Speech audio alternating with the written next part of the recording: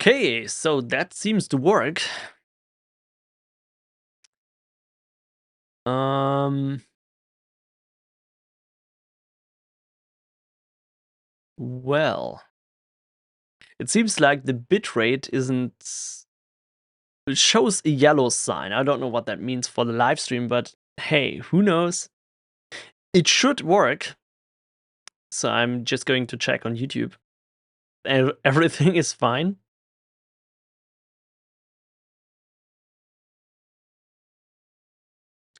So for the first time ever, I'm trying to stream to multiple platforms, and I don't know if that's working.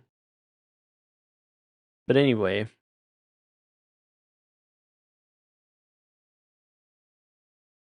So it shows that it's working.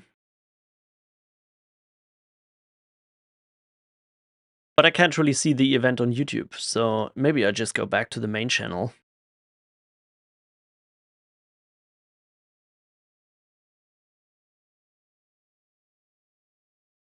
That's a bit weird. So I created like 2 live events, but only the first one is showing up. Audio seems delayed. Oh yeah, so many technical problems there. Works perfectly fine. Anyway, I just want to see. I think I need to delete the old live stream that is still upcoming. And yeah, I don't know what's going on. It's the first time that I tried out Restream for streaming to multiple platforms. And I also need to check if that works in a second. So it doesn't do anything like, hey, you can prepare for this. No, it just sends you live immediately. I need to find out if I can change that. But hey, we will see. I'm just going to delete that old live stream, and maybe I need to update the thumbnail and the title for the older one. It doesn't really seem to work that great. But hey. Okay. I think I've done something wrong with the setup of the stream settings on Restream, because I just clicked on live and I thought it would select the scheduled event, but it seems it does not. So the event is still there. It just created another live stream. So that's kind of weird.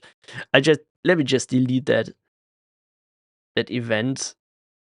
I probably need to test the process a couple of more times. But hey, I should be live on other platforms as well, such as Twitch and X. I don't know if that's working. Let me just quickly check everything. But hey, how are you doing, guys? So hope you're working on some cool projects. Oh yeah, it seems to work. It seems to work on the other platforms as well. Okay, well, let me pull out the chat window. Oh my gosh, this is so terrible. This is so terribly prepared. Anyway.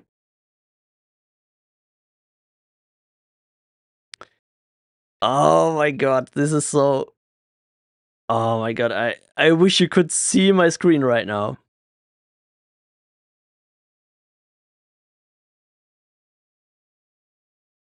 Yeah, it's been a while. Hey Mason, how you doing? Yeah, good to see you. Yeah, it's been a while since I was streaming. I think it's like, I don't know, even months, yeah. I wanted to do that more regularly. I probably said it in the last live stream, and now here a couple of months later I'm back. Yeah, I'm not sharing my screen right now because then it's completely confusing. I just need to... Do you feel any lag or delay in the video, or just some people in the audio? I don't know. Yeah, the live streams were also always great. It just makes so much fun, to be honest. I just want to do that more often, but hey, who knows? Are you going to do a Q&A? Yeah, I don't know. I wanted to do it more planned, and I have prepared a couple of topics I wanted to talk with you about. So yeah, we can go over it. I mean, you can always just ask questions in the chat for the community, but I don't really know if I can pick it up all. I think, yeah, when somebody recognizes the audio is quite behind, like the screen, it's probably just bad settings in OBS. I just can't manage to do the right settings in OBS, and I don't know why. It's so horrible. But anyway, I'm still a bit frustrated with the Restream UI, because there's not a great way to open the chat. Oh my god. I don't know what's going on. I even don't know how to pull out the chat window, so let me just docs, chat. Let's see if that's working. Nope. Oh my god. I just have such a small chat window, yeah? I can really just read the last 5 or 6 messages, and then everything. Yeah. Yeah, I can see you. I also can see the chat on Twitch. Salty German sausage. Or so I can see your messages on Twitch as well, but it seems like it's wow. Those settings just suck. I need to find out how to do that for the next live stream. Anyway, I'm not going to solve it today. I'm not going to solve it in this live stream. So yeah, I just will try to do just try to go through it with this small chat window. So I'm sorry when I can't read your messages or when I'm just overlooking it, because it's I just read the last 4 or 5 messages. Oh my god. Yeah, I'm fine. What about you guys? Thanks for asking. Yeah, so it's been a while, I know, but here I am, and yeah, there are some really interesting topics I wanted to cover in some future community updates, and then I thought, well, why not just do another live stream? The live streams were always great, and for some reason I didn't keep up with my schedule for doing live streams. I mean, you probably have seen the video I did once in a while about being a bit too stressed or being a bit like too, yeah, too burnt out. And now I'm slowly starting to feel better again, and I feel like, hey, I have more energy to do more content and create some videos and maybe do live streaming. And we will see how that goes. Yeah, maybe I'll do one next week, but I won't promise anything to you, because last time I promised, it took me a few months to do another live stream. So no confirmation, but hey, I will let you know when I want to do something. So, and yeah, then we will see how it goes. What's the topic? Well, good question. Yeah, I've prepared a couple of topics I wanted to talk about.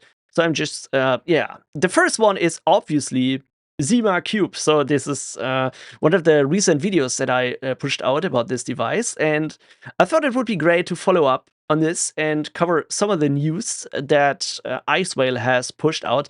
Because since my video, there have been a lot of changes and a lot of new communication and news about the ZimaCube. And yeah, the Kickstarter campaign now is over, so unfortunately, you don't have any ability to keep or take part in this anymore. I just think you need to wait until this project then, yeah, goes along. And if it's released next year somewhere, you will be able to buy it. But yeah, we will see. So this thing, yeah, I reviewed it here on the channel. I reviewed the lower spec version of the ZimaCube, but they also pushed out some interesting update for the Pro version, as well as some of the other stuff here. For example, so that was published yesterday by one of the Ice Whale team members. And yeah, they basically just say thank you to the community members and how many comments and messages they got. Yeah, that's fine. That's cool. What we're interested in are, so what are their follow-up plans? Yeah.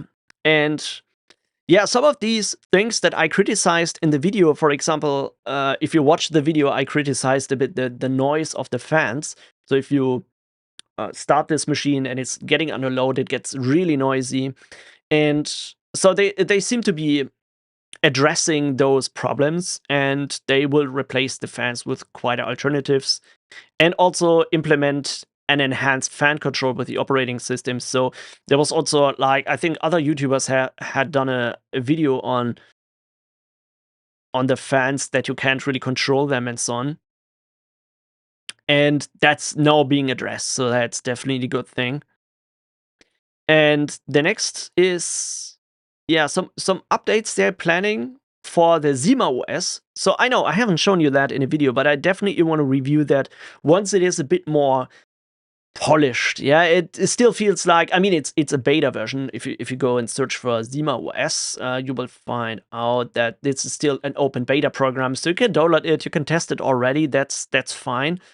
And I thought a long time about if I should do like a first look video, but I came to the conclusion that was not a good idea, because I think I should do a real review on this operating system when it's more polished, when it has some of the capabilities we are waiting for. Because as you can see, it still lacks so many important things like RAID, auto backup, and those things are planned, but RAID support isn't there. So it's really terrible for a device like the ZimaCube to not have a RAID opportunity or a redundancy option in their storage manager. So that's really, I don't know why they didn't put more effort into making this available earlier.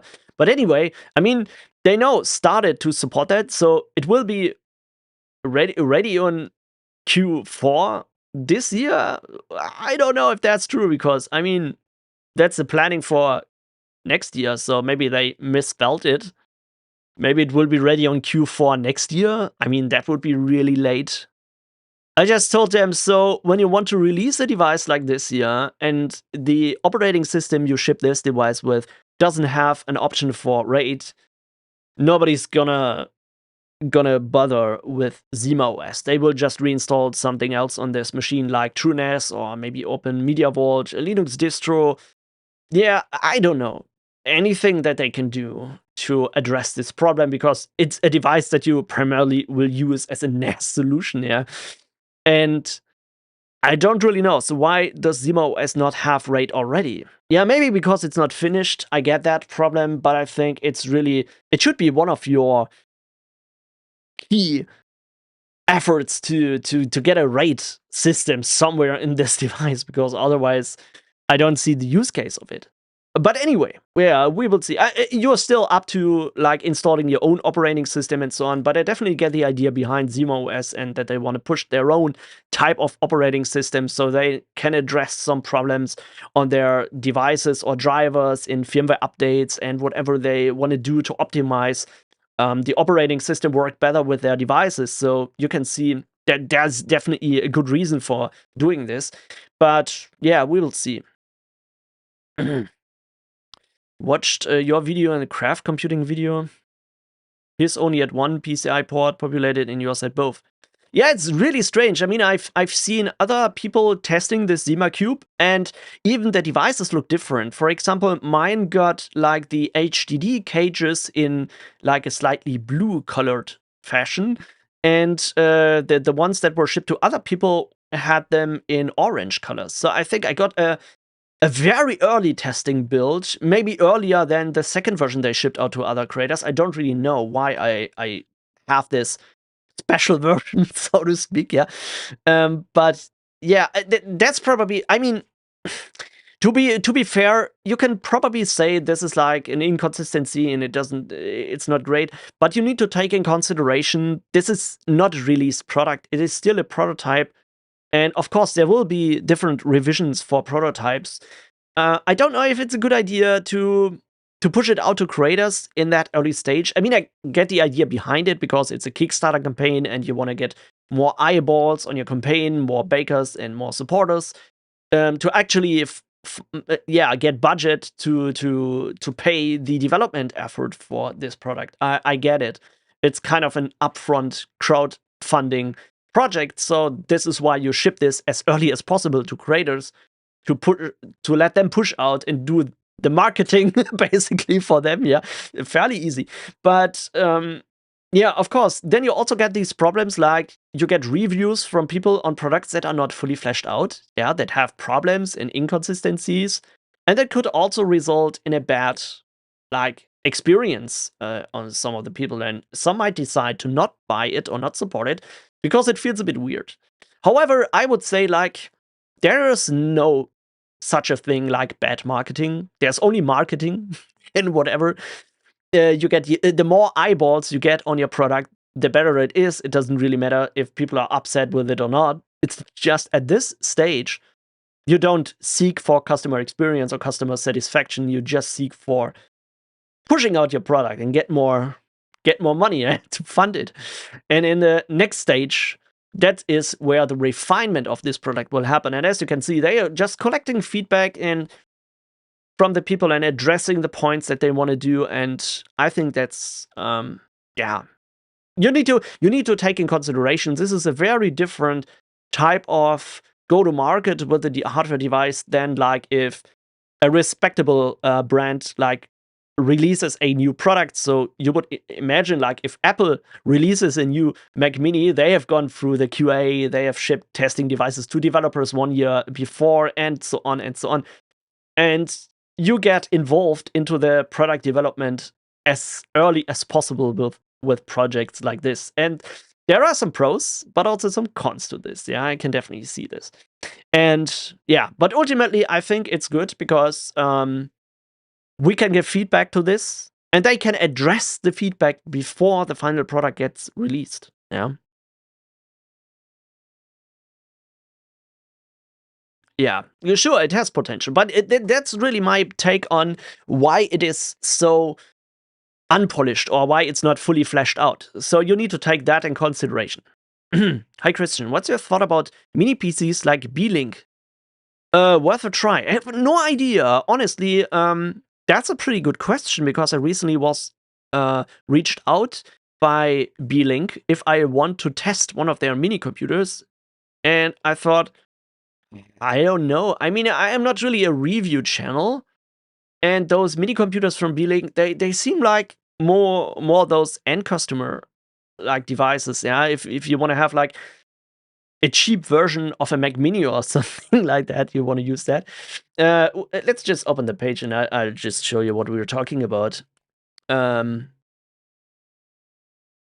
So yeah, these are like, I don't know. I haven't really tested any of those devices, but I'm somewhat curious about it. But on the other hand, I just I'm just thinking if it makes sense for me to make a video on this, because what should I do? Should I just test it, or should I install Linux on this? Yeah, what then? I don't know. I have no idea what to do with it. But on the other hand, well, there are ideas for projects like this. I don't really know. I have really a problem with reviewing hardware products. Yeah, look, the problem with this is I'm not really the best guy to when it comes to hardware in general. So it's like, honestly, my profession is not dealing with hardware devices. This is really one of my areas where I lack so much knowledge and so much experience. Yeah. So my profession is more like in software stuff. Yeah. I love like tinkering with development stuff and automation. You know, all this stuff from my videos. But with any hardware devices, whoa, I have a hard time figuring out how these things work and what are the the key elements to look at. And that's why I usually step away from those review videos, because I don't know if I can make a good review. There are other YouTube channels that probably do that in such a better way. And I did a quick research on some of the B-Link YouTube videos, and it was like, people are just talking about this like a desktop replacement, just like you would use it as a desktop PC. I would never use it as a desktop PC. Like, I have a Mac Mini, so why the hell should I use a cheap version of Mac Mini if I already have that? So I probably would just install Proxmox on it and test it with a couple of Homelab use cases, and I think then it might be good, but I really don't know. So maybe I reach out to them and say, hey, look, I could make a great video about Proxmox clustering, but you need to send me 3 of them, not just 1. So that's probably will be my response. And then we will see if they're willing to do that. Who knows?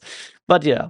That's probably something I would try, because if I want to test Proxmox clustering, I would need like at least one more device that I currently don't have. So yeah, maybe I just go back to them and say, send me 3 of them, and I will do a video on Proxmox clustering.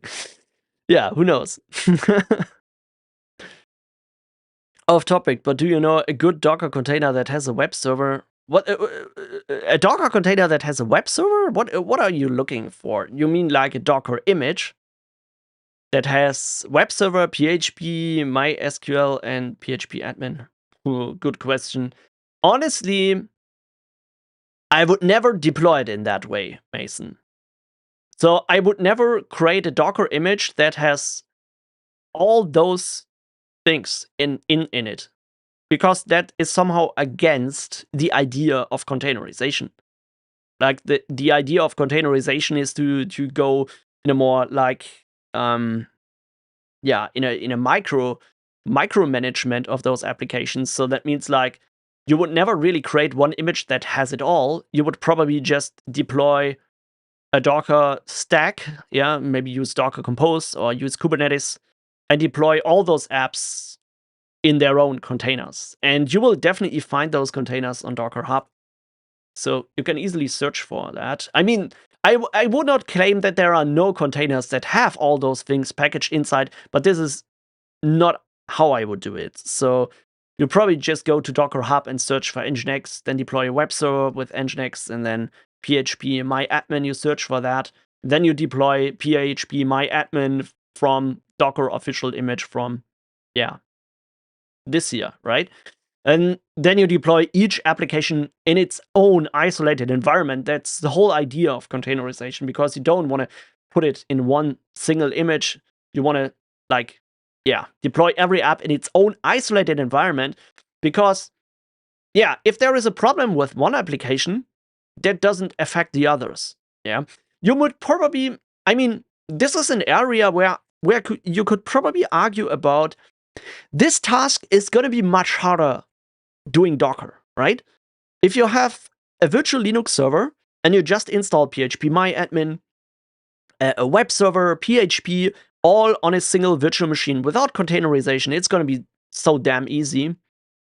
But if you are looking for deploying all in its own isolated environment, you need to then give each container the right permissions to access data from the other. And then it's getting more complicated. So I don't really know. It's really, it depends on your preference. I personally would prefer deploying each application in its own containerized environment, set up the permissions correctly, the volume, mount points, and so on, so that everything works together, but still has its own isolated environment for versioning and packaging.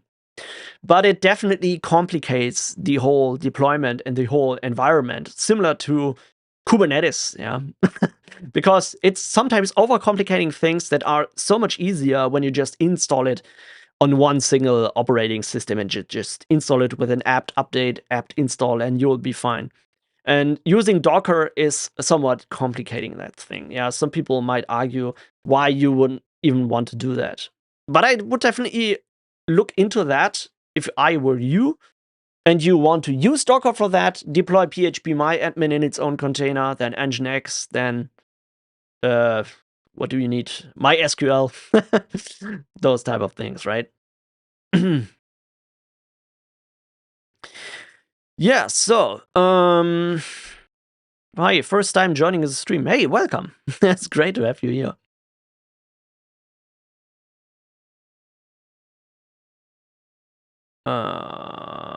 When you so Discord asking for advice, look at you, my friend. Congrats, Joe from Cajoling Tech. Hey, oh my gosh. Wow, that's a long time, man. Good to see you. I'm happy that I picked up your message here. That's really great. Yeah, the world is small, right? That's how things change along the way. Good to see you. Good that you're here. So really cool, man. Okay, so yeah, you were mentioning Kubernetes and such. Do you really have a video where you show how to deploy different softwares to Google or AWS? No, I've not anything like this. And probably I should have. But this falls into the same category, like I wanted to do those type of videos for years and years, and I still can't get to it because there are so many other things that I feel are more important to show or more exciting or more interesting. I don't know.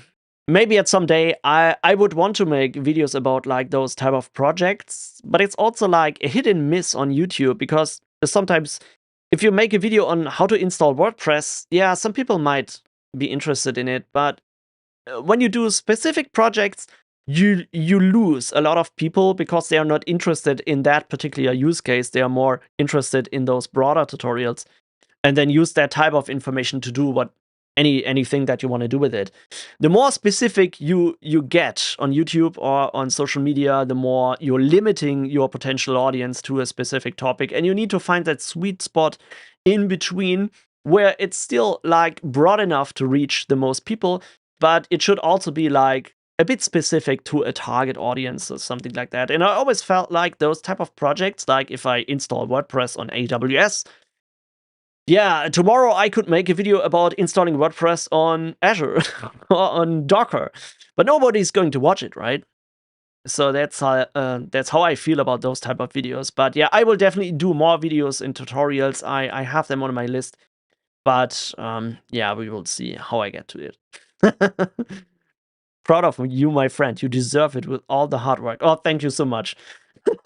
Thank you so much. It's really great to hear it from someone like you. It's awesome. Thank you. Single MySQL for multiple applications or separate for each? That's also a good question. I mean, look, I really won't say like you need to follow all of the stuff that I'm doing because it is different for like every setup, right? If I tell you, hey, you need to set up one single MySQL database and connect all other projects to that server, well, somebody else might say, oh, what the hell are you doing? You're completely stupid. Yeah, set up an SQL database for each container project that you're doing. It's like there are so many different opinions on that, and honestly, I don't really know what's the best way to do it. I just do it this way. So I have one database, a MySQL database for all of my containers, and it's deployed on one server that is just for databases. Wait, let me just show it to you, right? I mean, it's very easy. So I can show you a bit of my setup here. So as you know, I'm mostly doing everything in Proxmox. Setting up virtual machines and so on. And I've created one server that is the SRV Production 2, which is my production database server. So you can also see it here in the notes, server production 2, main database server, Ubuntu LTS. So these are kind of the nodes. I manage them all in Terraform, or I try to manage. I still need to migrate a couple of Terraform files, but anyway, that's how I do those nodes, and so that I be consistent with all of this. And this database server, so when I just go and connect to this, whoops, what? Need to authenticate. Also something I want to do a video about. I never get to it anyway. And yeah, there's still some misconfiguration on the terminal. I need to fix that someday. Anyway. So when I execute docker ps, you can see I run a couple of databases on that one here. So there's a Postgres database that I just deployed 3 days ago. So I'm slowly getting started with Postgres. There's also some like monitoring agents like Advisor running traffic. I don't know why I need traffic on a database server, but I thought, let's deploy it there. I might just run a database web UI, something like PHP MyAdmin or something like that, then I'm going to need traffic. There's a MariaDB, so that is obviously my SQL production database. It's named DB prod1. And then I have for Postgres PDB prod1 and also IXDB prod1. This is my influx database, so this is needed for the monitoring stuff from Proxmox. And I basically just deploy database workloads on that virtual server. So I know this is just for databases, but each type of database, it's running in its own container. And I could easily migrate this to another server if I would want. The persistent volumes are I don't really know, to be honest. I think they are stored locally for the database servers. And then I have like a server production 1. This is the main application server.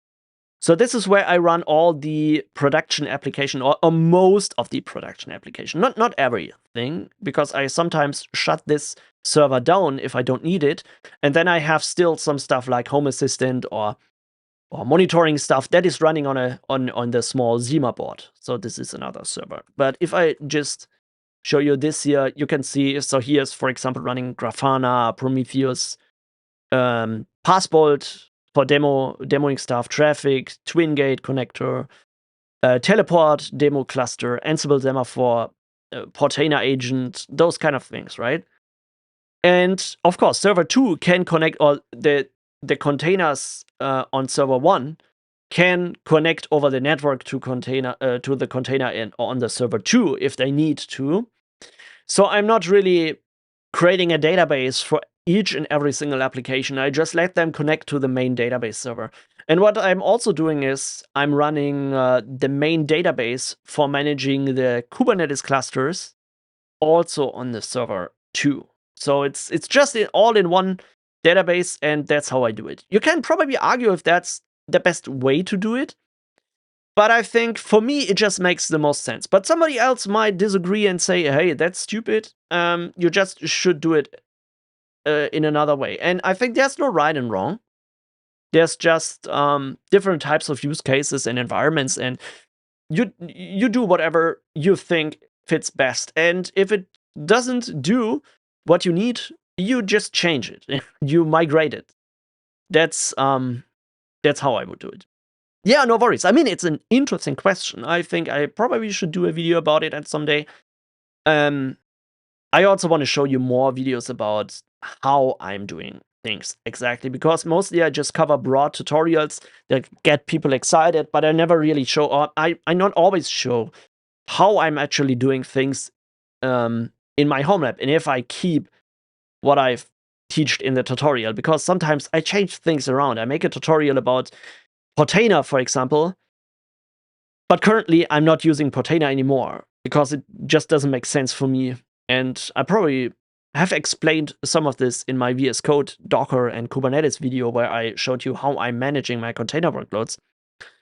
But it's not like, because I'm saying Portainer doesn't make sense for me, it doesn't mean it doesn't make sense for you, right? So that's why I see it.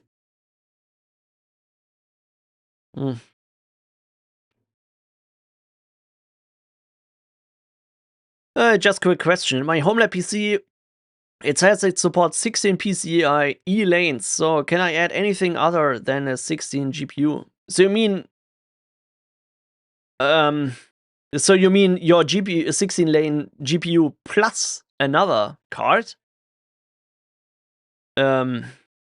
Good question. I don't know. This is an area where, look, that's why I tried to explain you before. Hardware, don't ask me hardware question. Yeah, I know like what most people know, but those type of questions I have no idea, man. I think you can do it. It probably will. I don't know if it will affect the performance. I mean, it probably should. Some mainboards also have some configurations on the motherboard that you can split the 16 PCIe lanes in like 8 plus 8 or something like that, and then you can somehow use that. Yeah, with a graphics card, but then you obviously don't have the 16 PCIe lanes to transport the data from the graphic card to the motherboard. So I have no idea. I have really no idea. So you probably need to find out yourself. Do you use LDAP with Proxmox? No. No, not yet. I don't. I probably should, but I haven't looked into it. Well, the ultimate idea would be that I somehow connect my Azure Active Directory to my local infrastructure so that I can use Azure Active Directory and authentication and single sign-on for everything locally, but I haven't really figured out how I'm going to do that. So that still needs some more researching from my side. Good technical footprint to build multi-tier environments, database, app. Yeah, that's kind of an interesting topic. I want to go further into those type of videos showing so how I'm gonna do that. The problem with this is I never really know. I'm not feeling confident enough to go out there and make a video about, hey, this is how I do things, because I know people will see that and try to do the same that I do. And I don't know if that's the right way to do it. I don't really feel comfortable with those type of setups, especially because I'm not really doing that for work. So I'm just doing it in my home lab. And it just felt the right way for me to do it, but I don't really know. I have no confirmation about this if that's how you really do it. And that sometimes I'm asking myself the question, sometimes I'm thinking a bit too much about this. You can probably argue, well, Christian, yeah, don't think too much about it. You're doing great. Just do it. Just do a video about it. Yeah, but then I have problems with, especially when I get like a lot of comments and a lot of messages from people. Oh, this is stupid. Why do you do it this way? Why don't you use that and this and blah, blah, blah. And that always like confuses me then, to a point where I'm feeling like, oh man, this video was so bad. That is, by the way, what also happened to my last video. So I don't know if you remember if you have seen that video on this one here. Oh my gosh, let's just go into that crap. Choosing the perfect Ethernet cable for your home lab. And I got so many comments on this video, like people telling me completely different things that I didn't know before, right? So, and I was just, oh my gosh, so that was just a terrible video. Why didn't I know this? And so on. I just tried to do my best, but when I read those type of comments, like people are getting, most Cat6 cable you buy is certified for 550 megahertz, so 55 meter is a pretty loose guideline, blah blah blah, and I feel like, oh my gosh, I completely messed up in that video, or what the hell, right? And this is where it really confuses me, and I feel like there's so much, and sometimes I don't feel comfortable enough with making videos about topics that I really don't know so well about. Especially making deployment videos or videos about how you set up specific things. I really don't know if it's the best way to do it. And then, yeah, let's just keep it simple and make some tutorials about setting up program XYZ in a demo environment, and that's fine. But I know I should probably find the self-confidence to make more project-based videos and really make more videos showing specific use cases and go like, hey, this is how I do it. Well, I probably don't know if it's the best way, but this is how you can achieve XYZ. Yeah. That's probably what I could do. Oh. Much love from Netherlands. Love your videos, by the way. Hey Schatz, was machst du in meinem Livestream? Oh my god. So if you wanted to meet my wife, you can find her in the chat on YouTube. Yeah, let me read some of the other messages here. I just try to pick up some interesting topics you guys want to talk about. What's interesting. Yeah, but one thing I just wanted to say about the video, about the different standards of cables. So this one thing that was really interesting here. Just trying to. Oh my gosh. Go to that here. Let's try to read those comments here.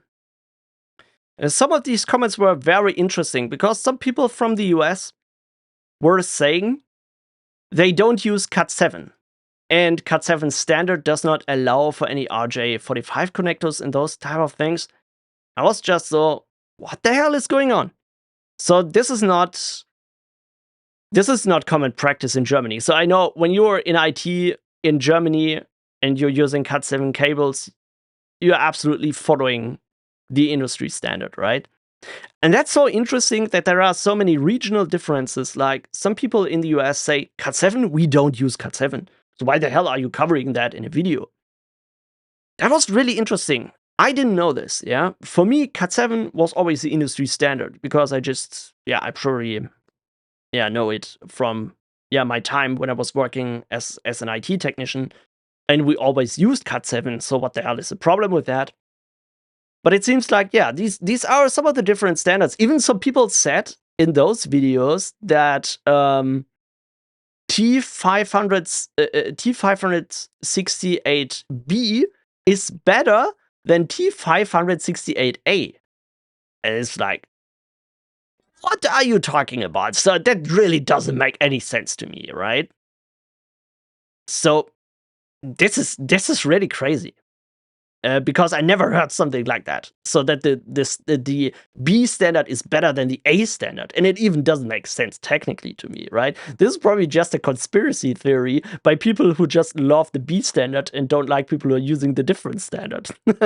Very similar to the ECC memory discussion. People are always fighting about so whether you should use ECC memory in ZFS or not, and those type of discussions. You really know what is 100% accurate. You really find less information about those type of topics here. And yeah, that's really interesting. But I really have a hard time going into those type of videos because then I feel like, oh, I have done something wrong. Even if it's complete bullshit, right? If somebody else has a different opinion on that. Really crazy. But yeah, it's really interesting, yeah, in US that you don't use Cat7. And I know that you guys in US also love to use the B standard. So I don't know if it's common practice in Germany as well, but I most of the time just used A standard. And I know most people in Germany do as well. So I don't know. So maybe I could argue that Cat7 is better than Cat6 and 6A. So we in Germany, we probably are a bit more like, yeah, future-proof for those setups. I don't know. Well, honestly, just joking, because Germany is so terrible when it comes to internet and networking, but that was really something that surprised me a lot.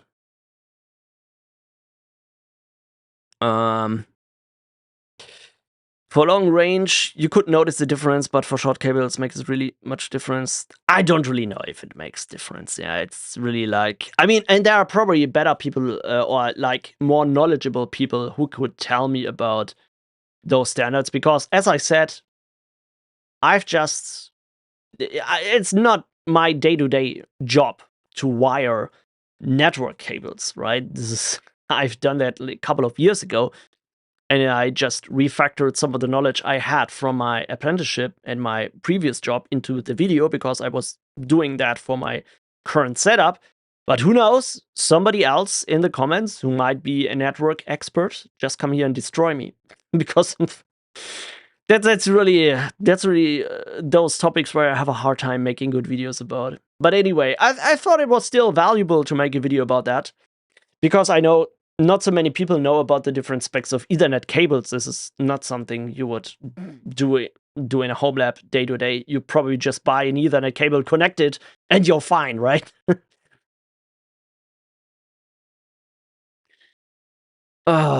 Yeah. These are do not doubt yourself. You're doing fine. Thank you so much. Yeah, I wish I could. It's just my brain doesn't listen to that. That's the problem. Because I tell that myself every day, but yeah, my brain tells me something different. My brain constantly is telling me I just suck and I've done something wrong. And that's so horrible, but sometimes, yeah. Sometimes when I feel like I have a better day, then I can manage it pretty well, yeah? So even if I publish a video like this and I get a lot of negative feedback, I'm not the guy who is upset about this the whole day. So I probably read a comment, I get angry about it for a few seconds, and then I forget it. And I can manage this very well. But if I have a hard time, if I had bad days and bad feelings, and then it's a bit harder to tell my brain, hey, don't listen to this. You're doing great. Prepare for the next video. Put on a smile and start recording. It's also something, yeah, I know, it's not a technical discussion right now, but this is like one of the things that you completely underestimate as a creator. Like, you can push out stuff. If you're small, or if you create the first YouTube videos, nobody's going to watch those videos. Because yeah, you're not like a person that somebody recognizes and knows about. So the first videos, I always say to people who want to start a YouTube channel, I say, just push out a few videos because nobody's going to watch it anyway. So you can't do anything wrong. But as soon as you get a bit more popular, as you get more views and you get more comments, you get more feedback, you get more criticism, it's becoming harder and harder. Yeah, because you feel like, oh, I need to deliver something, right? I have a responsibility. Those kind of questions I'm asking those little things that in your head, and it's really it's sometimes a bit hard to keep up with that. And yeah, try to not focus too much on that. Where do you live in Germany? I live in Koblenz. Hi, I'm living in Mörs. If you know that, it's nearby Duisburg. What are your thoughts on traffic as an authentication gateway? Ooh, good question. I haven't tried out any of this yet, to be honest. What's your go-to laptop device for being on the road? Oh, that's an easy one. Just get a MacBook Air. It's an easy question, man. Just MacBook Air. There's nothing else that is as great as that. No, on YouTube, live view. Oh, what the hell? Oh, but the chat is scrolling so fast. You can't open a user's account by clicking on the name. What the hell? Just reading some of the messages. We're always learning. I appreciate your videos. Thank you so much. Yeah, I appreciate your feedback. You should get a 45 drives to sponsor a video and send the HL15. Oh, don't get me started with this topic, man. Don't get me started with that. I'm probably just... Well, you don't know the background behind this, but I had once a call with 45 drives because I was telling them, hey, I heard something about your Homelab project. I'm really interested in, please keep me up to date about anything. I never really requested anything, or saying I would make a video. I just thought, yeah, please keep me in the loop if you have anything out there, because I'm really excited about anything for Homelab. And then I never heard of them again. I don't know. I don't know. Maybe I know they are targeting creators that are primarily in the US, so they probably don't care about European or German content creators. But it's like, I thought, well, you should have let me know, right? just ask if I want to get more information about this or whatever. Yeah, they completely forgotten me. So I said, like, and I don't know.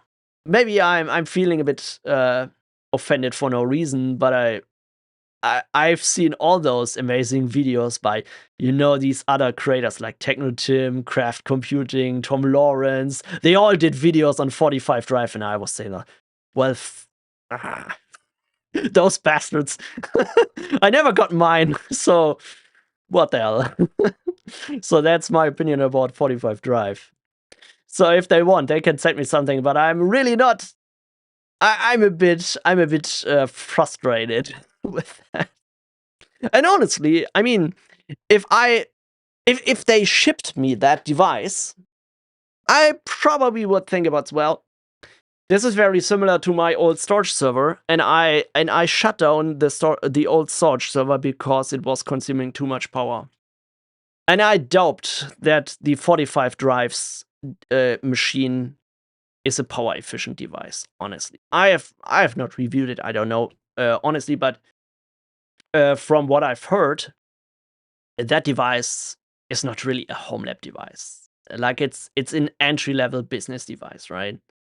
And they put a Homelab tag on it because they wanted to get some creators excited for the video. But honestly, if you want to make a Homelab device, then do something similar to a ZimaCube, right?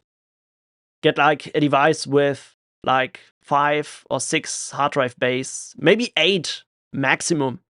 And then it's a Homelab device. Then you're fine. But 15 hard drives and a Xeon CPU, I don't know. I really don't see the use case for Homelab people with this device, to be honest. Even though I haven't reviewed it, and I feel like it's... I don't know. So maybe if they bring out, they somehow said they would want to make an HL8 or something like that. Well, this is a device I would be much more interested in. But an HL15, come on, it's just too much, right? What's your advice for homeless power efficient stuff? Well, I have done a full video on Homelab power saving, so just look it up on my channel. Watch it, because I covered a lot of the topics, not just like hardware specifications, but also like advices for how to manage stuff, how to reduce power, and some tips and tricks that might be helpful, so just check it out. Isn't 45 drives hardware-wise not just a super micro box with a paint job? Well, that would be very harsh, I would say. I mean, honestly, I think they're doing a great job. They even do some cool stuff on the software side and so on, right? So it's not just a rebranded hardware device. I mean, what I can tell you is I once researched for server computers, and I found the company that are manufacturing those covers for the 45 drives, because you see that they always have these. Let me show you. They have these big servers with the free fans. Yeah, these ones, yeah. The free fans, and then they have like a printed cover. And I found the company who is manufacturing that cover. Exactly. And this is like an OEM CNC manufacturer. So this is really not for end customers. This is for companies like 45 Drives. And I'm pretty sure they use that to manufacture their cases. So that's why you see a lot of other content creators with their own personal branded 45 Drive server, because they have a company who is basically shipping OEM devices with a painted cover, and they can probably just upload a PDF or JPEG file, and then it's gonna get printed on the server. So I just found it. I don't have the webpage right now, but I found that once, and I thought, well, I remember this. So that's probably where 45 Drive buys their cases from. But anyway, I mean, well, I've never tested any of those devices. Honestly, for me, this is just a bit too much, right? This is a bit too big, and I don't want to buy those expensive storage servers anymore for my home lab. Doesn't make sense. I don't have so much data.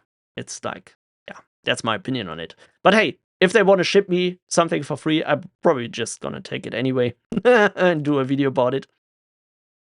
Oh, by the way, I read about the Terra Masters. Yeah, I'm really thinking about getting a Terra Master at someday. I don't know, because I feel those devices might be a bit more efficient in power saving, but I really don't know. You're talking about Protocase. Yeah, that probably that's the name, right? Yeah, I'm pretty sure that is the company. I'm pretty sure, yeah. Yeah. I think you're damn right. David, you found it as well. Don't feel bad. That's for people not having a personal life or something else to expend money on. Well, I don't know if I'm in the same boat, because I really invested a lot of money in my home lab as well. So you probably can't blame anyone else if you're doing the same mistakes. Yeah. Protocase and 45 Drives have a lot of overlap, so it's expected they are related. Yeah, sure. I mean, it's nothing like that is confidential or anything. I mean, like, I work in an OEM division of a company, so I know. You're basically, if you are in that business, you know all the people. It's like, it's a big group of, like, it's like on YouTube. You know all the other YouTube creators that do similar stuff like you, and you sometimes talk to them. You make deals with one or another. It's how business works. It's just expected that they use somebody for manufacturing their cases, so it's not like it would be something like critical or something that would be suspicious or anything like this. Just was interested that I found this company by just researching for server cases, and I remember this case. Yeah. I have a VPS running OpenSense on Vulture with private networking. Protocase is for his parent company. Yeah. Well, yeah, maybe that's. I don't know any. I'm not affiliated with any of these companies, so I don't know the hierarchy, so to speak. Can be. Do you ever thought about doing ASMR by reading your YAML really slowly? What the what the hell is wrong with you, man? There was another question that I picked up in the chat about what's your opinion on Docch? There will be a video about it next year. It's like I haven't really invested so much into that, but yeah, you'll get a video about it. It's a cool project. That's it. Yeah. Everything else you will probably watch the tutorial video. As I said, it's probably one of these videos where I feel like, oh, this is beginner-friendly content that is easy to produce because, like, Docch is not really complicated. But it might be interesting to show in a video for some people who don't know it already. So why not? I'm doing this somewhere in the next year. But I still have so many other projects, so when starts the second part of your GitHub? Oh, you need to wait for this, unfortunately. I got so many projects in January and February, so probably March will be the next date for any new courses. I know, I still owe you the next part of the Docker course and the Git/GitHub course. So it will be Git course, not GitHub, but GitHub will be part of that course. But I'm probably the earliest time I can do it is March. I have so many other topics that I just need to complete, and then we will see. And no, there won't be IPsec versus WireGuard video. No, I don't do that. It's just for me, it's very simple. Just use WireGuard and you're fine. I'm not doing a video on this because what should I tell you? I would probably need to go and research IPsec, and I never want to do that again. I just want to get rid of IPsec. It's like no, it's not a topic that I want to cover again. Oh, you guys already researched Protocase in 45 drives for me. That's so kind. Again, I think they are mostly affiliated in the US. They work a lot with US creators and so on. I haven't really seen European people doing videos for 45 drives. I don't even know if they are willing to support anything in Europe. But there will be definitely some more hardware-focused videos in the future. But probably not about storage, maybe more about networking. That's all I can tell you. So there will be some networking videos coming out. But yeah. Why you don't publish your videos schedule for the next 3 months? That's the plan. I never get to it. That's the problem. But hey, I just recently hired somebody to edit the videos for me. And I'm a very critical or very like critical guy. So I'm very picky when it comes to editing, and when I give a video to somebody else for editing, I have 1,000 things to do different. And I just need to get this in my head right, that I need to accept that not all of the videos will be in the way that I want them to be. So my goal shouldn't be to make them perfect. But that's something also hard for me because my brain is always telling me, that is a mistake. You need to do that differently. And it's really hard to explain somebody else who's editing videos exactly what you want, especially as a technical creator, because you're doing so technical videos and sometimes you want to highlight this. Sometimes you say something stupid and you want to cut it out from the tutorial, but the editor doesn't really know that. So it's like the editor that I got has like, I wouldn't say he got 0 technical knowledge, but nearly 0. So he doesn't understand a word what I'm explaining in the video. And that's a problem. Yeah, sometimes I'm saying stupid stuff, or I feel like, okay, so I should have said this in another way, or maybe I cut out that part because it's not so important and so on. And he doesn't know that. He just edits the video the way he would usually edit a YouTube video.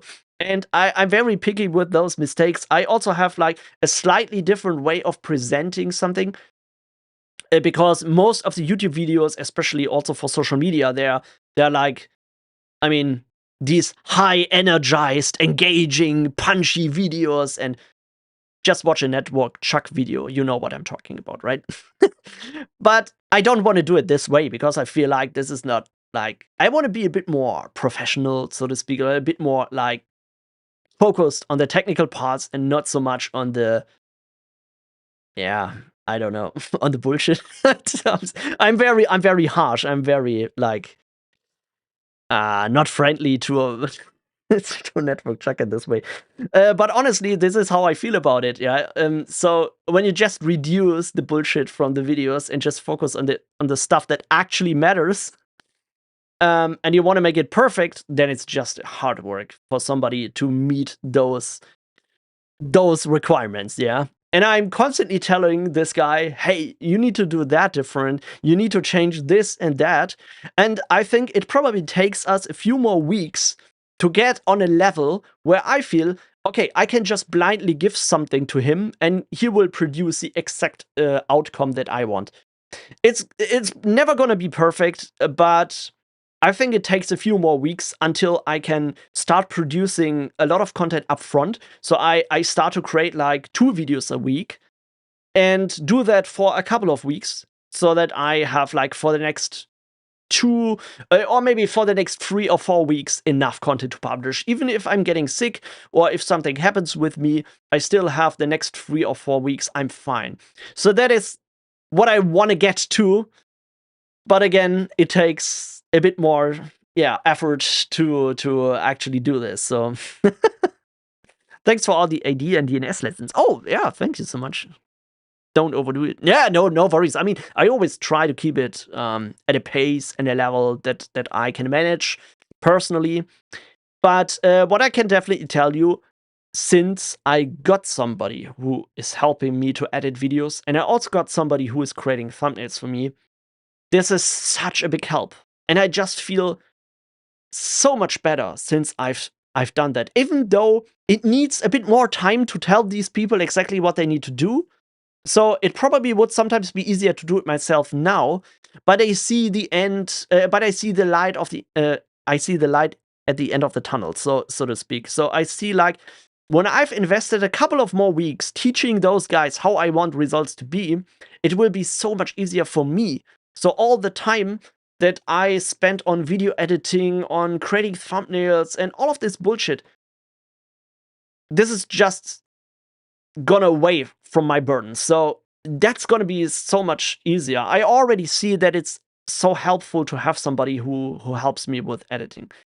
So that is really, yeah. And once I get to the level, so I get these guys to do nearly what I want the result to be, I definitely feel like I can probably create more videos, but I don't publish them yet.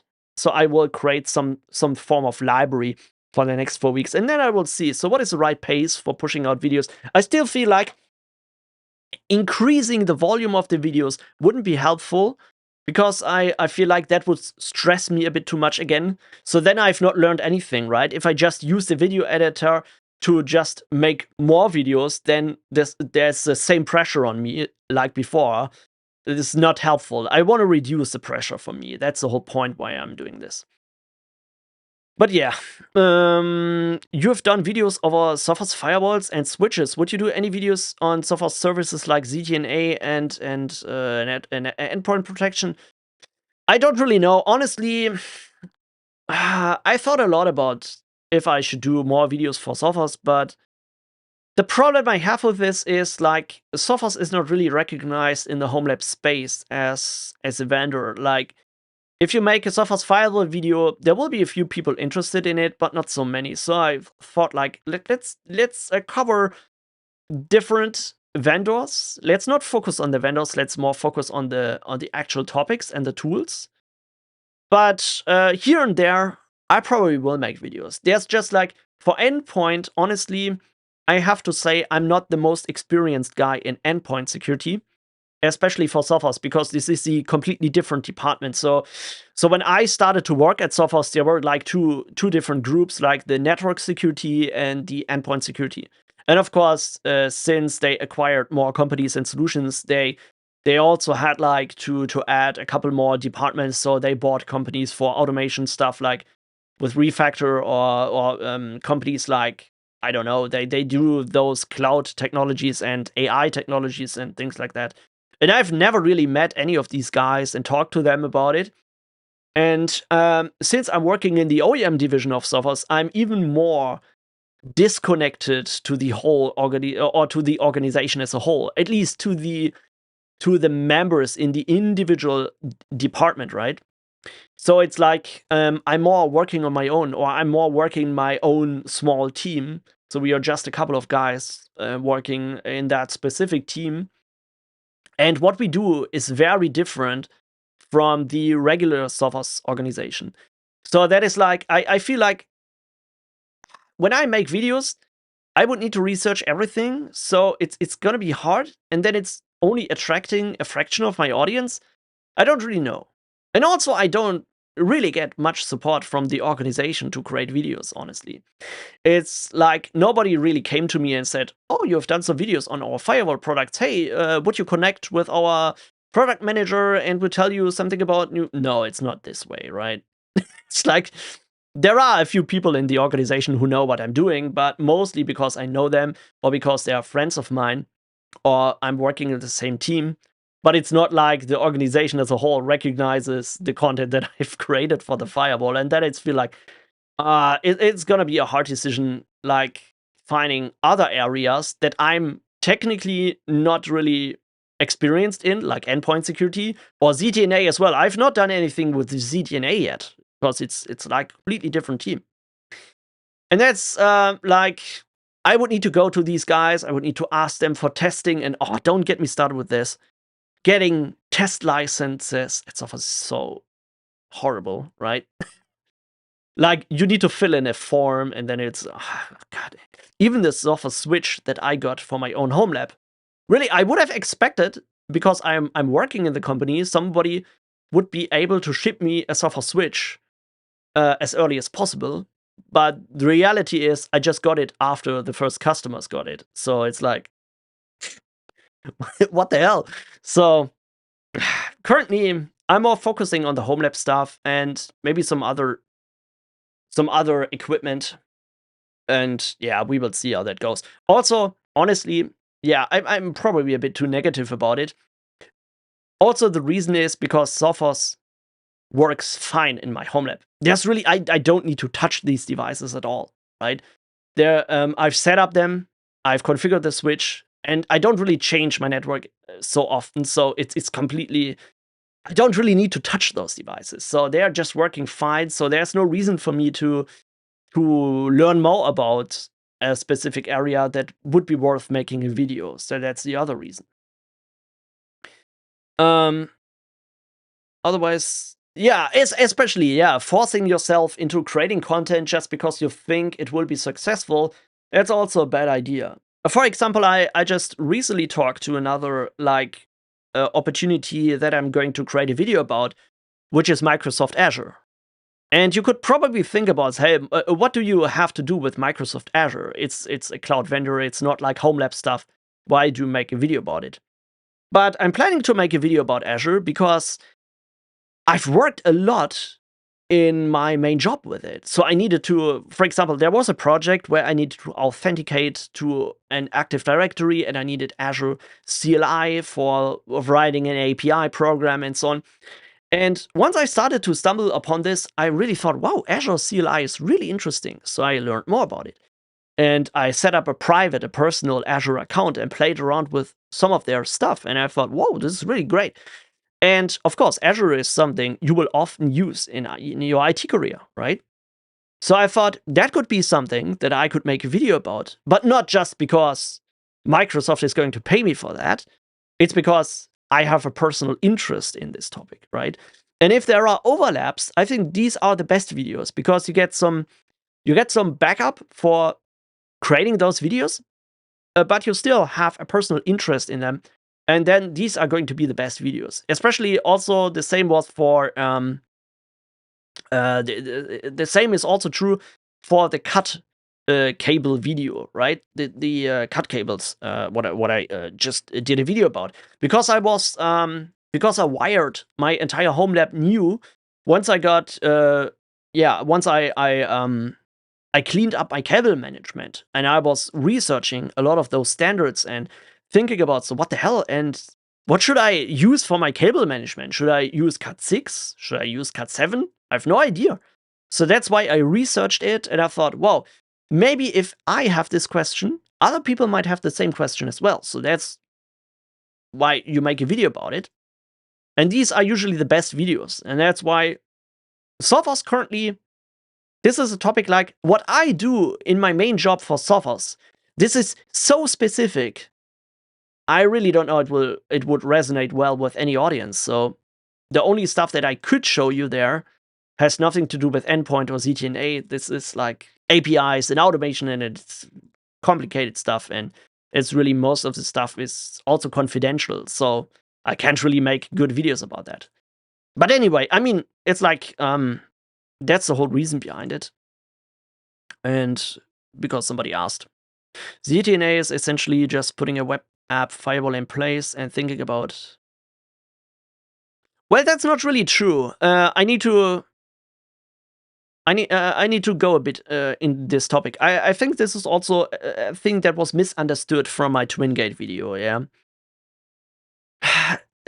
I'm just sharing this again. So, that's what I covered this service here as well, right? This is like a ZTNA service, very similar to other ZTNA services, and I tried in this video to explain so what is different between a ZTNA and a VPN. And it's like, it's not really just the authentication, really. It's also much more, right? And that is a topic that is often misunderstood. And I think, like, I probably should do another video about it, but I'm not sure when I can do it, because I feel like ZTNA is still misunderstood by so many people, because they think it's like... I got a lot of comments about ZTNA. They were like, oh, you're just outsourcing your security to a cloud vendor, so it's bad for privacy. So, you know, I said, like, well, but that's not the whole point of ZTNA, right? So my point is not to use, hey, you need to use TwinGate. I could also have said, hey, you need to use Cloudflare, or you need to use Sophos ZTNA. That's not the whole point, right? Whatever vendor you choose is up to you. What I am more excited about is the technology behind it and the security concept behind ZTNA. And this is so much different from any VPN, because VPN or traditional VPNs, they don't really check who you are or what policies you comply with. They just check your username, your authentication, and let you in the network. And this is... ZTNA does away with this old traditional concept. So it's not about authentication. It's not about web gateways or anything like that. It's about authenticating users and check if users comply with your business critical policies. And this can be anything. Yeah, in TwinGate, you have things like, for example, checking if the device is up to date, or if the device has an endpoint solution installed.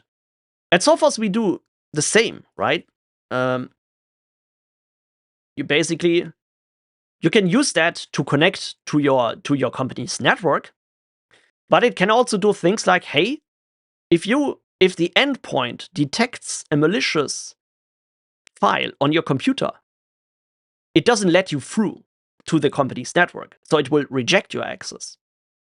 And it also only gives you access to things that you really need.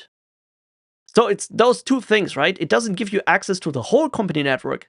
So just for the things that you need, like you need access to your emails, well, then you just have an access to like the IMAP port on your Exchange server. And that is only letting you through if you comply with the policies, and the endpoint is constantly checking this. So if you have security updates installed, if you have CryptoGuard installed, like if you're encrypting your hard drive, if somebody just connects to your VPN, doesn't have a hard drive encrypted, the ZTNA is rejecting your access. that is what it's about. It's not about like outsourcing your security to another SaaS company or what the hell. It's the technology that makes sure that endpoints or users' devices and users' groups have the right permissions and the right comply with the right policies to access your resources. And that's like something like I don't really know why. Maybe I didn't explain it well in the video, or I didn't really push on that point. But that is really the important part about ZTNA. So this is like, yeah. Again, I probably should do another video about it. Oh yeah, Victor Lopez. Yeah, similar to Cloudflare. Yeah, Cloudflare. And I bet every ZTNA service has something like this, because Gartner defined what a ZTNA service is like 5 years ago. So yeah, all these vendors have posture checks. They have device checks, they have endpoint checks. They even sometimes connect to a ZM, so like security identity management and so on. But yeah, this is then it's getting into the differences between solutions, and I don't want to make like a review about solutions. That's like more about the technologies. That's the thing that interests me the most. But yeah, sure, if you're just using a Homelab, Tailscale, a VPN, it's not really that bad, right? I'm not saying like if you're in a Homelab, you should use ZTNA. It's more like I would say ZTNA is probably more for the professional business. It could be useful in a Homelab as well, but it's like a Homelab.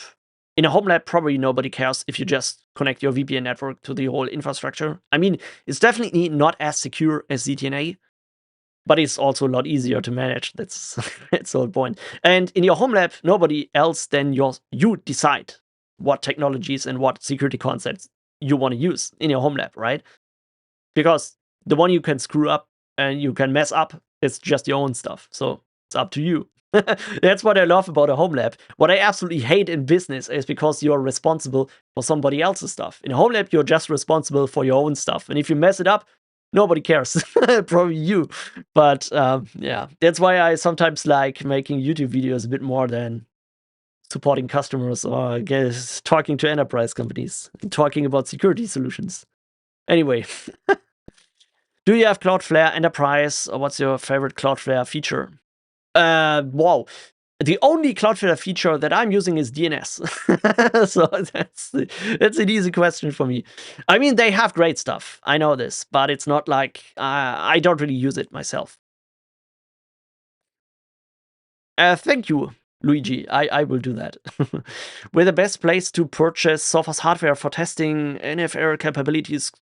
When you want to get Sophos hardware stuff, you need to contact a local Sophos partner. So we are using like the MSP concept, so we don't sell the stuff on our own. There is no such thing as a Sophos shop where you can purchase the licenses directly. So you always need to go to a partner. And if you're not satisfied with a Sophos partner, you can find another partner.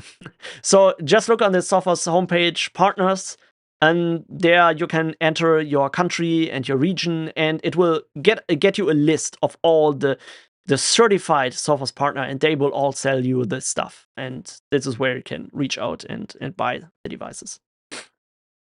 What do you think is more secure, Cloudflare tunnels or reverse proxy? Well, that's like I probably don't get me started with that. It probably takes an hour. Well, to be honest, there's no such thing as this is more secure than the other one. There are like different types of solutions or different types of things you can use. And yeah, you also would need to define what type of reverse proxy. Yeah. That's a pretty hard comparison. If you would really want to do a serious comparison between Cloudflare tunnels and reverse proxy, you would need to compare the specific reverse proxy technology with the Cloudflare's own web gateway, and it's a black box. Yeah, you don't really know what's happening inside. That's the whole point. So you probably, if you really want to know, there are websites like Gartner. They cost a shitload of money, and they do security reviews on all of those products. But I can definitely tell you, if you're in a Homelab, you can choose any. You can choose Cloudflare tunnels. You can choose traffic as reverse proxy. You're gonna be fine on both. It's not like you need to be very accurate. Like what I stumbled upon today was like I was researching URLs or malicious URL reports on VirusTotal, and I was trying to find out how long it takes for the different engines to pick up a URL and put it in their database and analyze if it's malicious or not. And it's just like, if you get in those kind of topics, wow, you will soon find out, if you're working in those type of areas, you will need to invest a shitload of money into licenses. Because you never get this data from these guys. The company is working in security. You need to pay a lot for their data, for their licenses, right? So if you're gonna just use VirusTotal, they have a free version, but if you want to get the real insight into, you want to get the latest and greatest data, you want to do specific queries with filters, you need to purchase a VirusTotal Enterprise, as well as Cloudflare, right? If you want to get the best security features, you need to pay for a Cloudflare license, as well as on any reverse proxy. I mean, you can use Traffic, but if you want to use Traffic Enterprise, that comes with a lot more features, you're going to purchase a license for that as well. And that's why I say in a Homelab, don't seek for the best security, because you're never going to achieve it.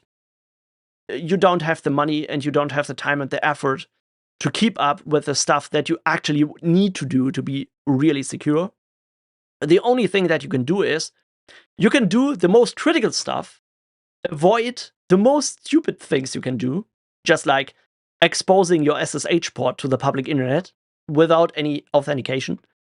Avoid that stupid stuff, and for most of the time, you're gonna be fine. It's just the truth, right? In a business, this becomes certainly a completely different game. But in a Homelab, I wouldn't care about what it's like comparing like Traffic to Cloudflare and thinking about if that is better or that is better. That's just my opinion. So no one can't be really secure without these solutions, which are not open source. Well, it's not really about, I mean, of course you can be secure. The thing is, like, if you live in a town that has like 2 or 3 citizens and you leave your house door open every night, you're gonna be secure as well, because nobody's breaking into your house, even if you leave the door open. That's the whole point. But if you live in a city where like a lot of criminals are like creeping around every night and you leave your door open, you're not gonna be secure, right? So it doesn't really depend on like how strong your protection is. It depends on the attack vector and if you're a valuable target.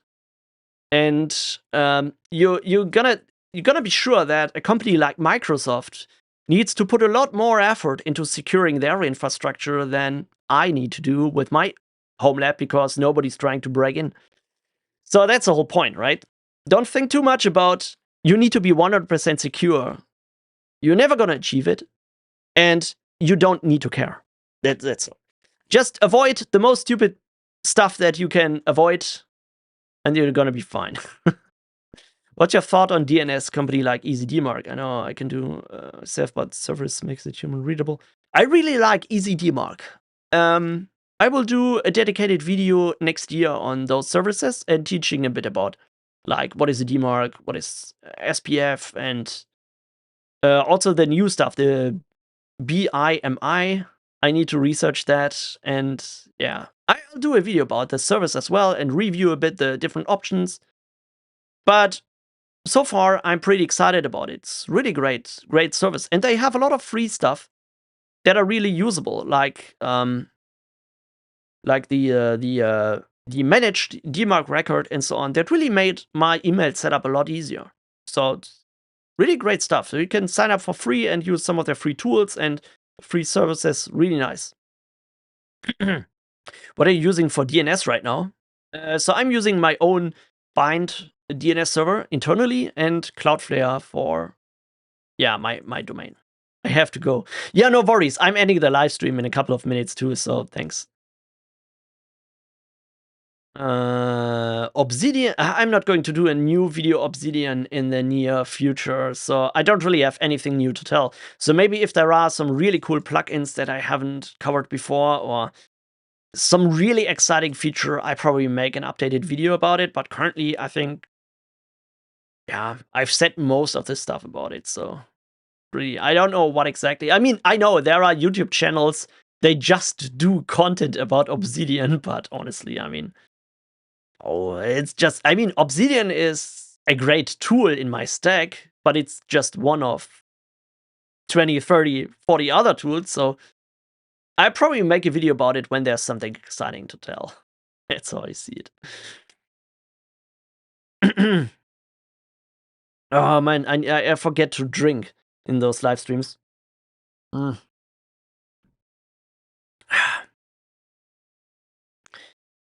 So, what else do we have? Would you recommend using Sophos Firewall over Ubiquiti? Oh, that's really a tough. Question. I don't really know. To be honest, I haven't really reviewed Ubiquiti yet. That's still on my list for next year, so I will definitely make some videos about it. But I'm not gonna tell you what you should buy. I can't do it. I mean, it's like it would always be biased to hear it from my side. So, what would you recommend for connecting hybrid cloud networks, VPN, like Azure, Homelab? Oh, that's a pretty tough topic. I don't really know. So I just got started with Microsoft Azure and used some of the cloud deployments. And one thing that is really interesting, I'm just gonna tease that now to you. And I'm currently interesting is this here Azure Arc. So that probably won't be part of the first video that I'm gonna make, but maybe the second or third, I don't know, if I'm gonna make more videos about Azure, but this is definitely so interesting. So this is like Azure Arc, so allows you to connect local services to Microsoft Azure, which means your local Kubernetes cluster that you host on your own server, like with K3s, you can connect and manage in Azure, as well as virtual machines. You can even create on-premise virtual machines with Azure Arc if you have the right infrastructure. But the thing is, to connect those local devices with Azure, you need like a VPN. And the problem with VPNs on Azure is they cost a lot of money. And I haven't really done that yet myself because I don't really need it today. But it's definitely something that I probably will get into. Yeah, so we will see. What's your opinion about the YouTube war against the use of ad blockers? Well, it's a tough question. Yeah, it's really a tough question. To be honest, I mean, you need to see where I'm coming from. Yeah, you're asking a content creator that primarily makes money with ads, so you're gonna get a slightly biased opinion from me anyway. But what I can tell you is, and that is my point of view from a creator's point of view, is like, if you want free content and you don't want to pay for it, somebody needs to create that content. And you know what I'm doing for a living, and I'm investing a shitload of hours into creating content on YouTube. And if it doesn't make me any money, well, I'm probably going to stop that and spend my time on something else. So if you guys want free content, you need to watch ads or you need to pay for the content. There's no other honest answer I can give you. And sure, I mean, you can definitely argue about certain ways of ads. Like, I'm totally against any harmful ads. I'm totally against any ads that you probably can't show to kids and so on. That's, by the way, the reason why I bought YouTube Premium, because I don't want my son to be watching an ad on YouTube. And I think this is where YouTube needs to be better. And I can definitely understand why people are ad blocking because of some of the crap and some of the harmful bullshit you get displayed on YouTube ads, right? And YouTube needs to do something about it. But on the other hand, without any ads, there's no good content. Because for high quality content, somebody needs to pay either through watching ads or through donating money.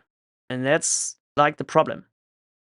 And yeah, so I have really, it's like a two-sided sword, right? And you can't really, you find good arguments for the one side.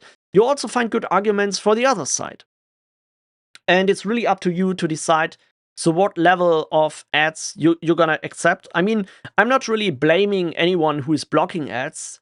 I just saying to you, if you're blocking ads, you need to take in consideration that when you're blocking ads, you're basically you're basically like yeah, I wouldn't say it's like cheating, but it has a similar taste, right? Because like when you watch a video of mine and you're blocking all the ads that I display in the video, I make zero money.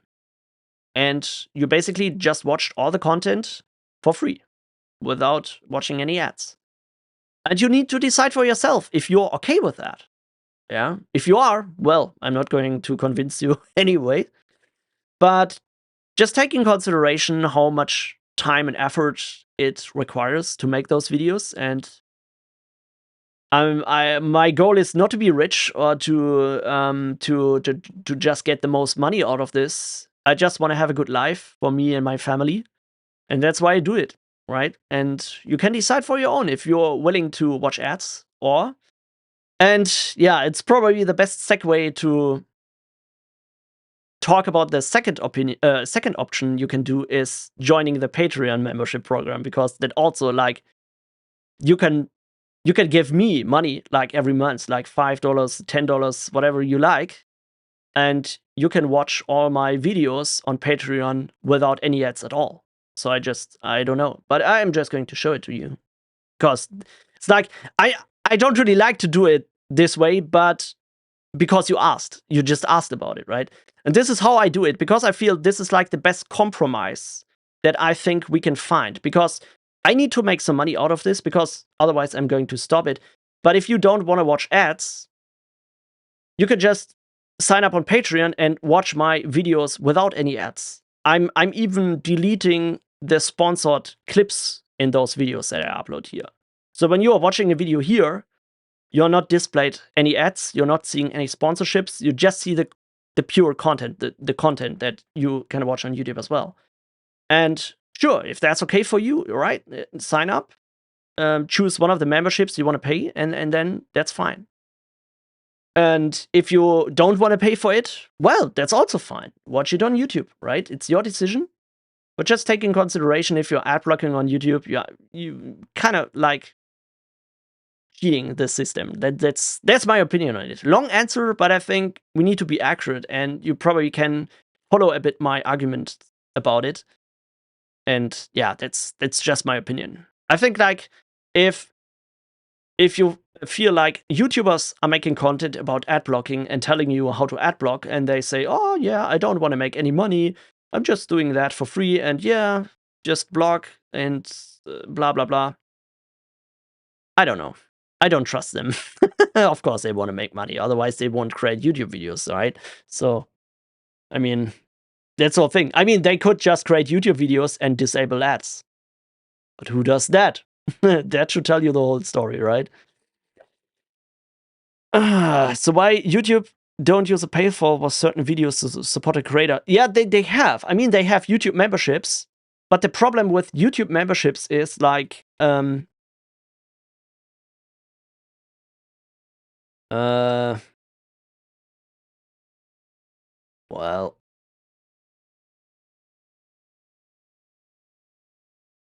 like, if you start a YouTube membership program, right, that is like, they take 70% goes to the creator and 30% goes to YouTube. So it means, like, if I have like a membership program for 10 euros, that means, like, I get 7 euros and free go to YouTube, right? With Patreon, that's slightly different. So Patreon takes 11%. So it's like, when you are willing to give a creator money, you better give it to the creator directly, or you use something like Patreon, because YouTube takes just too much of it. It's like, I think like it wouldn't be fair to say, like if I want to get money from donations, it's you also want to like don't give the money to YouTube. You want to give the money to the creator, right? So that's the whole point why I disabled YouTube memberships, because I think like it's just too much. And Patreon also offers like some other cool features, like you can upload videos there, you can create posts, you can create polls. By the way, if you don't want to sign up for the Patreon membership, you can also become a free member of the channel. So that means like you can see all those posts. You can't watch the videos all, but you can definitely see the polls and new posts that I'm creating. You can keep up with this stuff. So you're not like forced to pay money, but you can still sign up there for free. That's also what I wanted to say. As long as the web content is named content and not video about a topic, and the advertisement is more than 60%. Yeah, well, that's like what I said before, right? I mean, it's like it's like the same thing, right? If the ads are too enforcive, if they show too much harmful stuff and malicious stuff, I would say I'm not blaming anyone that you're blocking this stuff. But again, this is simple. The best reason for that is pay the creators directly for creating the content, because then you don't need to rely on any ads, and the money gets there where it deserves, right? That's what I think about it. Okay, cool. So, that was everything I wanted to talk about, and yeah, we discussed a lot of your questions as well, but which I'm very happy about. So, thank you so much for being here. And I will close the stream right now. I hope that I can do another live stream next week, and I hope that the next live streams get a bit more structured and a bit more prepared than this one, because, oh man, I really need to test the live streaming properly and need to reconfigure OBS and the bitrate and all of the technical problems that I have right now. So, but yeah, we will see. I hope to get that sorted out for the next live stream. But thank you so much for being here. Thanks for supporting the channel. Thanks for watching the videos. It was really an awesome discussion. And for next week, I prepare something new. So maybe, yeah, we'll talk about some topics. What will be the next video for Tuesday? We will see. Oh yeah, and I keep thinking about my mental health. So thank you so much. Thank you that you're taking care of me. And yeah, have a great day, everybody. Bye bye.